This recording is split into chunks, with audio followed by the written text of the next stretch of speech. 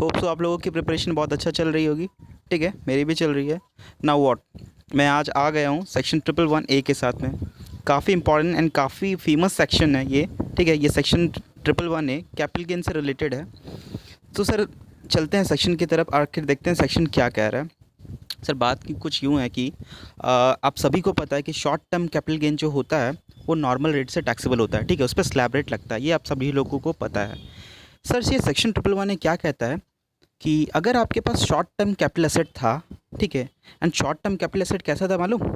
वो equity share of a company था, या इक्विटी ओरिएंटेड म्यूचुअल फंड था, या यूनिट्स ऑफ बिजनेस ट्रस्ट था। ठीक है, एक बार और रिपीट कर दूं, अगर आपके पास short term capital asset being equity share of a company, equity oriented mutual fund या यूनिट्स ऑफ बिजनेस ट्रस्ट, इनमें से कुछ था और वो शॉर्ट टर्म नेचर का था, एंड आपने उसको ट्रांसफ़र कर दिया कहाँ? किसी भी रिकॉग्नाइज स्टॉक एक्सचेंज के थ्रू। ठीक है, एंड आपको पता है कभी भी आप अगर कोई शेयर्स को परचेज या सेल करते हो किसी भी रिकॉग्नाइज स्टॉक एक्सचेंज के थ्रू, तो आपसे STT securities transaction tax charge किया जाता है। सर ठीक है, यहाँ पे भी आपने किसी भी शॉर्ट टर्म कैपिटल एसेट को, जो मैंने बताया ना, equity share of a company, equity oriented mutual fund या फिर यूनिट्स ऑफ बिजनेस ट्रस्ट, आपने रिकॉग्नाइज स्टॉक एक्सचेंज के थ्रू ट्रांसफ़र किया, तो जाहिर सी बात है सर जब ट्रांसफ़र किया तो वहाँ पे एसटीटी चार्ज भी किया होगा। और सर आपको ये भी पता है कि जब कोई भी आपका कैपिटल एसेट ट्रांसफ़र होता है तो कैपिटल एसेट के ट्रांसफ़र होने से आपको कैपिटल गेन टैक्सेबल होगा। तो सर यहाँ पे जो कैपिटल गेन हुआ, ठीक है, मैंने ट्रांसफ़र कर दिया रिकॉग्नाइज स्टॉक एक्सचेंज के थ्रू से मेरा शॉर्ट टर्म कैपिटल एसेट को, और जब मैं ट्रांसफ़र कर रहा था तो बहुत इंपॉर्टेंटली याद रखने ना, वहाँ पे एसटीटी चार्ज किया गया हो। ठीक है, एसटीटी चार्ज किया गया हो at the time of transfer. अगर ये दोनों कंडीशंस फुलफिल हो जाती है तो क्या होगा ना, आपको एक ऑप्शन मिलेगा। आप अब जो आपका जो शॉर्ट टर्म कैपिटल गेन हुआ, ठीक है, शॉर्ट टर्म कैपिटल गेन पे आप 15% plus surcharge if applicable and health and education cess @4% दे के निकल सकते हो। सिंपल सी बात।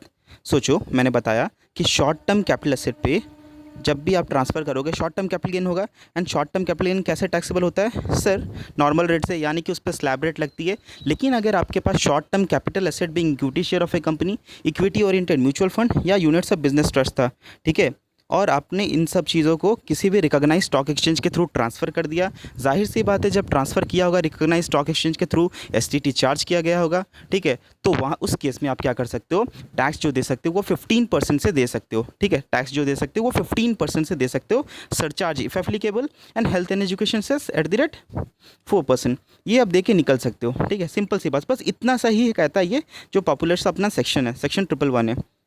अब आपको समझ आ गया होगा कि आखिर नॉर्मल जो शॉर्ट टर्म कैपिटल गेन होता है और ये जो 111A शॉर्ट का जो शॉर्ट टर्म कैपिटल गेन है, इनमें डिफरेंस क्या है। तो सर इसी से जुड़ी हुई कुछ और इंपॉर्टेंट बातें हैं, ठीक है, जो मैं यहाँ पे लिखा हूँ आप लोगों के लिए, उसको मैं डिस्कस कर देता हूँ। सर आप लोगों को पता है बेसिक एग्जम्पशन लिमिट का हम लोगों को बेनिफिट मिलता है, बेसिक एग्जम्पशन लिमिट। ठीक है, रेसिडेंट इंडिविजुअल एंड एचयूएफ अगर रहा इस केस में, किसी भी रेसिडेंट इंडिविजुअल एंड एचयूएफ को जिसका जो बेसिक एग्जम्पशन लिमिट है वो एग्जॉस्ट नहीं हुआ है। से फॉर एग्जांपल मैं एक इंडिविजुअल हूँ, ठीक है, मैं एक इंडिविजुअल हूँ, मुझे 2.5 लाख तक का बेसिक एग्जम्पशन लिमिट मिलता है। ठीक है, because I am not a senior citizen, तो मेरे को 2.5 लाख तक का ही मिलेगा, आप लोगों को पता है। और इस केस में रेसिडेंट होना मेरा ज़्यादा ज़रूरी है, जो कि मैं हूँ। मैं एक रेसिडेंट इंडिविजुअल हूँ, मुझे 2.5 लाख तक का बेसिक एग्जम्पशन लिमिट मिलता है। मेरा जो टोटल नॉर्मल रेट से टैक्स होने वाला इनकम है ना, टोटल इनकम है जो कि नॉर्मल रेट से टैक्सेबल होगा, वो 2 लाख है। ठीक है, तो 2 लाख तो मैंने 2.5 लाख में ही मतलब एडजस्ट हो गया। मेरा 50,000 का अभी भी बेसिक एग्जम्पशन लिमिट बाकी है। वो 50,000 रुपये मैं क्या कर सकता हूँ पता है? इस शॉर्ट टर्म कैपिटल गेन, इस जो शॉर्ट टर्म कैपिटल गेन है ना सेक्शन 111A वाला, इस शॉर्ट टर्म कैपिटल गेन के अगेंस्ट में मैं एडजस्ट कर सकता हूँ। से फॉर एग्जांपल मेरा 1.5 लाख रुपये का शॉर्ट टर्म कैपिटल गेन हुआ था under section 111A। Short term capital gain हुआ था अंडर सेक्शन 111A कितने का? 1.5 लाख रुपये का, 1,50,000 रुपीज़ का। और सर मेरा बेसिक एग्जम्पशन लिमिट जो अनएग्जॉस्टेड है, जो कि अनयूज्ड अमाउंट है, वो कितना है सर? 50,000। वो 50,000 ये 1.5 लाख के अगेंस्ट में एडजस्ट करके मैं जो टैक्स है वो 1 लाख रुपये पे पे कर सकता हूँ। ये एडवांटेज मुझे दी गई है।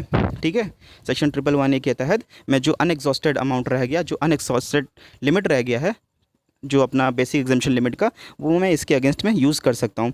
दूसरा एडवांटेज क्या मिला सर? आपको 87A का रिवेट मिल जाएगा।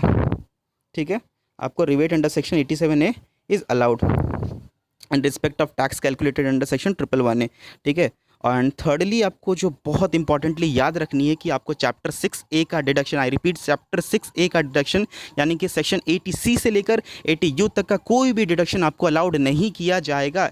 इस टैक्स के थ्रू, इस टैक्स में से आप किसी भी तरह का डिडक्शन नहीं ले सकते हो चैप्टर 6A का। ठीक है, 3 कंडीशन हो गई सर, एक और रिपीट कर दूँ। पहली कंडीशन क्या थी, और पहला कंडीशन नहीं, इसको मैं एडवांटेज बोलूँ कि जो रेसिडेंशियल इंडिविजुअल, ठीक है, रेसिडेंट इंडिविजुअल एंड एचयूएफ हैं, उनका जो बेसिक एग्जेम्पशन लिमिट अनएग्जॉस्टेड रह गया, वो जो बेसिक अनयूज्ड अमाउंट जो रह गया है वो मैं यूज़ कर सकता हूँ। किसके अगेंस्ट में sir? Short term capital gain under section 111 के अगेंस्ट में मैं यूज़ कर सकता हूँ। सेकेंडली 87A का रिबेट मुझे को अलाउ हो जाएगा।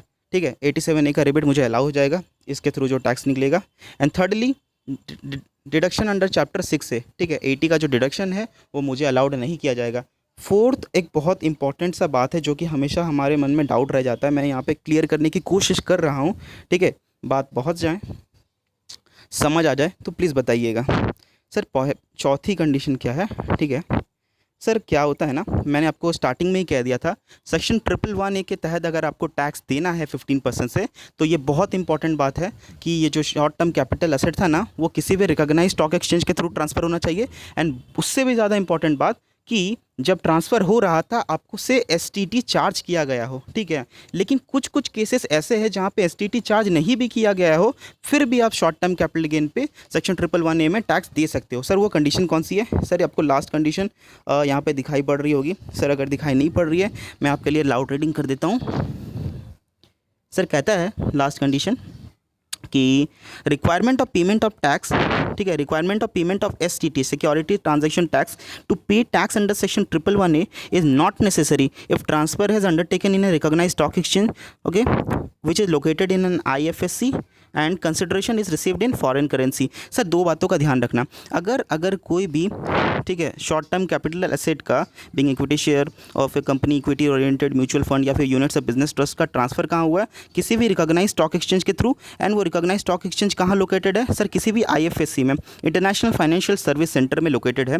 ठीक है, अगर ऐसे जगह पे लोकेटेड है एंड कंसिडरेशन जो आपने रिसीव किया ना वो फॉरेन करेंसी में रिसीव किया है, कंसिडरेशन जो आपने रिसीव किया फॉरेन करेंसी में रिसीव किया है, तो भी अगर आपका एसटीटी चार्ज नहीं किया गया हो तो भी आप इस सेक्शन के तहत टैक्स दे सकते हो। ठीक है, याद रखना, ये फोर्थ कंडीशन में एक बार और रिपीट कर दूं। ठीक है, आपका जो ट्रांसफ़र हुआ किसी भी रिकॉग्नाइज स्टॉक एक्सचेंज के थ्रू हुआ है एंड वो रिकॉग्नाइज स्टॉक एक्सचेंज कहाँ लोकेटेड है? सर आईएफएससी में, ठीक है, इंटरनेशनल फाइनेंशियल सर्विस सेंटर में लोकेटेड है। एंड सर जो कंसिडरेशन आपको रिसीव हुआ है वो किसी भी फॉरेन करेंसी में रिसीव हुआ है, इन दैट केस क्या कर सकते हो आप? ये सेक्शन में टैक्स दे सकते हो इवन दो आपसे एसटीटी चार्ज नहीं किया गया हो।